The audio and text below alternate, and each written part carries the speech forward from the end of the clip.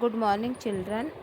ಇವತ್ತು ನಾವು 6ನೇ ತರಗತಿಯ ಭಾಗ 2ರ ಎದೆಗುಂದದ ಧೀರರು ಪಾಠ 9 ಅದರ ಒಂದು ಬಿಟ್ಟ ಸ್ಥಳಗಳನ್ನು ನಾವು ಸರಿಯಾದ ರೀತಿಯಲ್ಲಿ ಆರಿಸಿ ಬರೆಯಿರಿ ಎಂಬುದರ ಬಗ್ಗೆ ನಾವು ನೋಡೋಣ.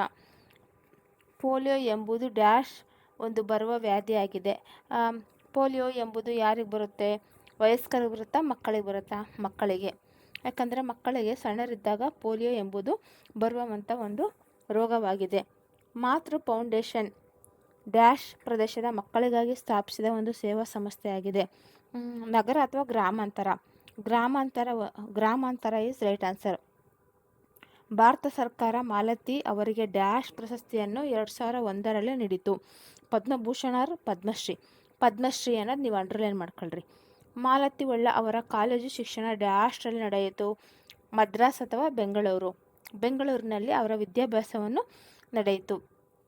ಮಾಲತಿ ಒಳ್ಳರ ತಂದೆ ತಾಯಿಗಳ ಊರು ಡ್ಯಾಶ್ ಜಿಲ್ಲೆಯಲ್ಲಿದೆ. ಅವರ ಊರು ಉಡುಪಿ ಜಿಲ್ಲೆಯಲ್ಲಿದೆ. ಜೂಲಿಯೋ ಆಸ್ಪತ್ರೆಯಲ್ಲಿದ್ದಾಗ ದಾದಿಯೊಬ್ಬಳು ಡ್ಯಾಶ್ ಒಂದನ್ನು ತಂದುಕೊಟ್ಟಳು. ಗಿಟಾರ್ ಅಥವಾ ಪಿಟೀಲು? ಗಿಟಾರನ್ನು ತಂದುಕೊಟ್ಟಳು. Guitar is underline answer correct. Julio ತನ್ನ 20ನೇ ವಯಸ್ಸಿಗೆ ಫುಟ್ಬಾಲ್ ಆಟದಲ್ಲಿ ಉತ್ತಮ ಡ್ಯಾಶ್ ಎಂಬಂಥ ಖ್ಯಾತಿ ಪಡೆದನು. ಜೂಲಿಯೋ ಯಾವುದನ್ನೇ ಒಂದು ಫುಟ್ಬಾಲರ್ದಲ್ಲಿ ಉತ್ತಮ ಎಂಬ ಖ್ಯಾತಿಯನ್ನು ಪಡೆದನು. ಗೋಲ್ ಕೀಪರ್ ಎನ್ನುವಂಥ ಖ್ಯಾತಿಯನ್ನು ಪಡೆದನು. Thank you children.